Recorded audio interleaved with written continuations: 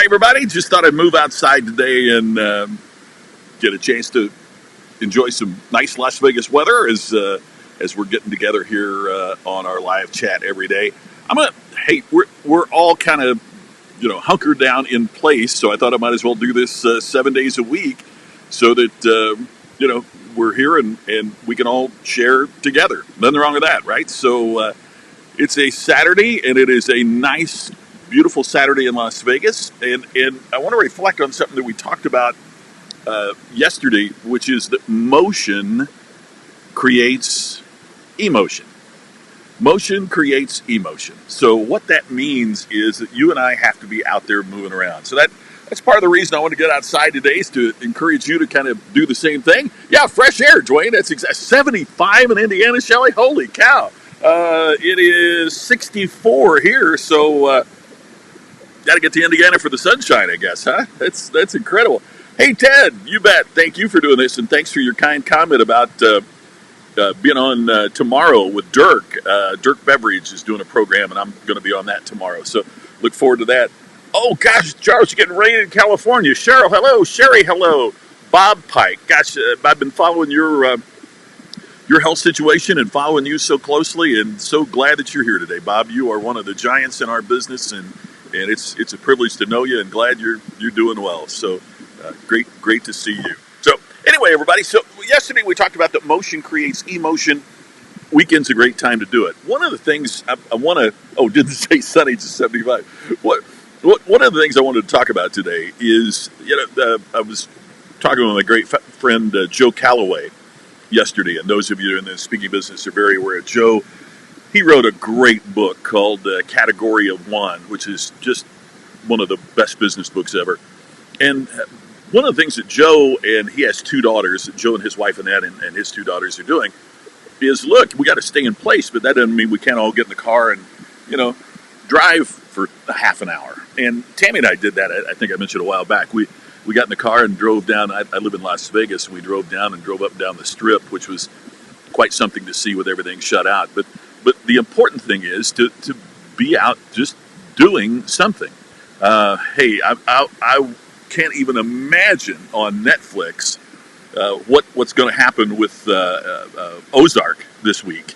How many people are going to be binging on that? Nothing wrong with that. Enjoy your favorite shows, but make certain to take care of yourself, and make certain that you get out and you do something, that you find a way to not, because when we don't move, when we're not doing something, that encourages a downness. I don't want to say like depression from like clinical depression, but depression in the sense of, we just don't feel up for things. We don't feel good. So I want to encourage you to get out and walk around the block, or jump in your car and take a little drive, or do something. I catch up with everybody here. Pam's got the batch of muffins. I'll be right over. I wish I could, right? Good grief, Cheryl. Warm there. Holy cow. 88. That's amazing. So, well, glad everybody's enjoying the weather and enjoying what they're doing. Wanted to talk today about we talked yesterday about how our priorities then shape our goals, and then our goals shape our daily actions. So I just wanted to have a word with you today about goals and another aspect for those of us that are in business. Goals have three properties that make them unique, and you have to be observant of all three properties. All right? Goals, number one, are specific. You've got to be precise about what you want. I think part of the problem that we often get into is that we have, for lack of a better term, non-specific goals. In other words, we say we want to do better. What does that mean? We say we want to improve our finances. Well, what does that mean? It's hard to take that next step that we talked about yesterday in terms of actions when our goals aren't specific to begin with. So part of the process I'd love to see you work on as we have this downtime here is specifically, what are you going to do when things get better? Specifically, what are you willing to do when times change and when situations change and we kind of get back to a more normal way of doing it? Be very specific with what you want. Second thing, goals are realistic. Look, if you weigh 600 pounds and you're 65 years old, you probably are not going to be the jockey that wins the Kentucky Derby. It goes without saying, right? I'm never going to play in the NBA. I could be very specific that I want to be an NBA player. That's never going to happen, no matter how much I drive towards it. So your goals have to be very specific, but they also have to be realistic, right? Now, I'm not trying to be Debbie Downer and say that there's things you can't do, but you and I both know there's things that you and I can't do. It depends on, it depends on a lot of things, but it depends on your age, depends on your fitness, all those things. However, one of the things, and Don Hudson was the first person to illuminate this for me, and then I heard it as well from Arnold Schwarzenegger when I worked with him, is that most people don't have unrealistic goals. Instead, they have unrealistic time frames. We have become such an instant gratification culture. We want something, we want it now, we don't want to have to wait. And so what do? We burden our specific goal with an unrealistic time frame. So as you're going through this planning now, give yourself the time to achieve the goal that it needs. Don't burden your specific goal with an unrealistic time frame. And by the way, let's say your goal is very specific. You're going to graduate from college with a bachelor's degree in political science. That's what I got, right? I mean, you're going to graduate from college with a bachelor's degree in political science. Okay, that's a very specific goal. But if I say by next year, that's probably not very realistic, right? That I could do 4 years of college in a year, that's not realistic. So what's important is that I graduate from college, not necessarily that I get it done by this time next year. So we don't want to burden our specific goal with an unrealistic time frame, but yet we're a culture of how much channel zapping have you been doing, right? We zap through channels, we microwave our coffee, we do all this instant gratification kind of thing. We're so used to that's part of what is happening to us now. We're so used to being able to get on a plane or get in a car or go wherever we want, whenever we want, to do things, that were only dreamed of a short time ago. So we've become so accustomed to instant gratification that for something to take some time to accomplish kind of runs against the grain of what we have trained ourselves to expect. Yet if it's really valuable, what really matters is that you achieve it, not so much when you achieve it. So if it takes me 4 years to graduate from college or 6 years, in the grand scheme of things, it's not when, it's that I achieved it. So we've got specific, we've got realistic, and the third one is it's got to be written. You got to write it down. After I learned this from the work I did on a couple of occasions with Arnold Schwarzenegger, one of the things that he said is, he showed me his written goals, then said, Scott, where's your goals? And I'm like, well, let me tell you, they're up here. Well, if they're up here, they're a wish or a hope or a dream or a want or a desire, not a goal till you write it down. And I realized it's absolutely true, because when you write it down, what happens is it becomes your contract with yourself for achievement. You're committing to, you're pledging for yourself that this is what I shall do. So that becomes the third leg of that stool that becomes really important, is that it's not only specific and it's not only realistic with the time frame, but you've written it down. Because once you write that goal down, now that leads you into the third thing we talked about yesterday, which is specific actions that get you where you want to go. And those actions will make all the difference in the world. So there's your 3 steps to goal achievement. It's got to be specific, it's got to be realistic, and it's got to be written. And when you do those 3, then you are well on your way to attaining and achieving those things that you really desire. And now is the perfect time to be working on it. Now is absolutely the perfect time to be working on it while we have this time. Thank you, Ted. Contract with yourself. Yeah, thank you, Mary. What matters is that you achieve it, not that's it. Yeah. I assign the I want it now to the younger generation. Is that warranted? Ted, that's a great question. It's easy to assign it to another generation.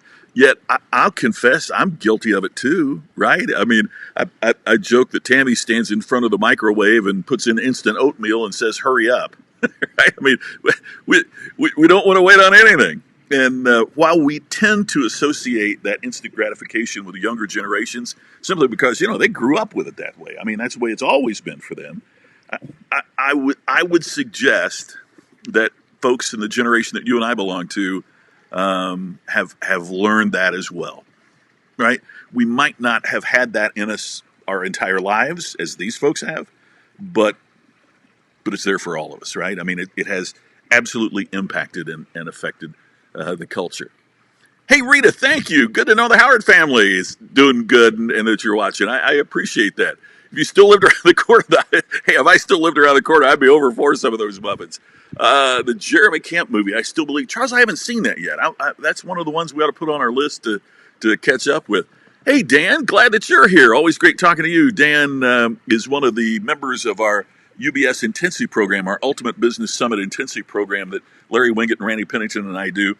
And Dan is a very, very successful business professional and entrepreneur based in the East Coast, out in the New Jersey, New York City area there. So great to see you as always, Dan. Thanks, Ted. Appreciate that. So that's what I really wanted to communicate for us today is specific, realistic, and written. If you didn't see yesterday, go back because it's still online, and it'll talk about the how we work through the priorities that we have in life, which leads us to the goals that we have in life, which leads us to our actions, and how the three of those have to be congruent. As I mentioned yesterday, we put up an audio program that'll walk you through all this, how you create it, and it's absolutely free, not trying to sell you anything. All you need to do is go to distinctionnation.com, and you can download the audio program. There's a video there, and it's right on target for you. Hey, Jerry, good to see you. I owe you a response, too. We're going to talk about pricing in something I'm getting ready to send you some ideas I've put together on that. So look forward to talking to you there. Jerry is another one of our UBS Intensive folks, along with Cheryl. So appreciate these folks tuning in as well today. Thank you for taking a few minutes out of your day to watch this. And we're going to do this every day at 3 o'clock Eastern, noon Pacific. Just a few minutes for us to talk about some of the challenges and changes and things that we're all experiencing right now. One of the things that often happens, too, with professionals that I've been talking about is we've been going 1,000 miles an hour, and all of a sudden now there's like a hard stop, and it's like a brick wall, right? Because we are so used to living and traveling and working at such a higher pace that this slowdown has really impacted and affected a lot of folks. Simply because it's such a dramatic change in how we live and how we do things. And so one of the things we're going to have to work on, and one of the things that may end up being a good thing through all of this, it's making the lemonade out of the lemons, is that maybe it will get us to pause, to tap the brakes a little bit, and to hit the pause button and really consider some of the things that are critically important as we move on. I mean, gosh, there's so many tragic stories in the news right now, too. I mean, so many tragic things. Did you see, I was reading this, it was a minister that proclaimed that the coronavirus was a hoax, and 10 days later he had died from the coronavirus. I mean, it's there are so many tragic stories that are happening right now. And I think when there's so much tragedy around us, that it really is important for us to look for the good. At the end of the day, there are things that we can have control over, and there are things that we have no control over. And so one of the things we have to recognize is one of the few things we have 100% control over is our attitude, how we approach something, how we respond to something, how we feel about things. And if we think that that's all out of our control, then we're going to spiral. But when we start trying to take control of our attitude, and at the end of the day, a lot of that is simply personal discipline. It is saying, I'm not going to listen to all the negativity. I'm not going to get caught in this spiral of despair. it doesn't mean that we want to be uninformed. Of course, we need to be informed about what's going on. That's how we make better decisions. But it also means that we are going to say to each other, and most importantly, we're going to say to ourselves, I have to take control of what my attitude is going to be. I have to know how much I can be on social media. I have to know how I'm going to feel when I see something that I know is just idiocy on social media. I have to take control and watch programs like this where we're talking about things that we can do as opposed to, being trapped in this spiral of negativity. Look, I'm not one of those, I learned a lot of this from, I've mentioned before about listening to Jim Rohn audios and being such a fan of Jim Rohn. And one of the things I really, really love in Jim Rohn's message is that, if there wasn't night, we wouldn't appreciate the daylight. If there wasn't sadness, we wouldn't appreciate happiness. And I don't want to be one of those that is like, the sky is falling, but I don't want to be one of those either that thinks, hey, everything's great. I'm not going to pay attention to it. I'm not going to participate. I'm not going to.